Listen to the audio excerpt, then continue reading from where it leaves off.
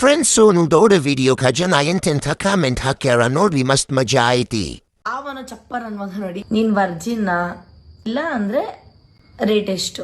ಅವನ್ಗೆ ಅಲ್ಲಿ ಬಿದ್ದೇ ನಮಸ್ಕಾರ ಮಾಡ್ಬೇಕು. ಕಾಲ್ಗೆ ಕಾಲ್ಗಪ್ಪ.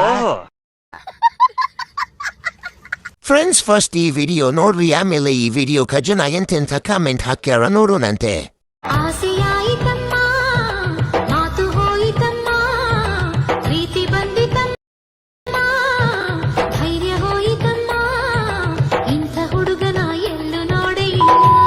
ಹಳೆ ಬಂದೂಕ ಕೈಯಲ್ಲಿ ಹೊಸ ಬುಲೆಟ್.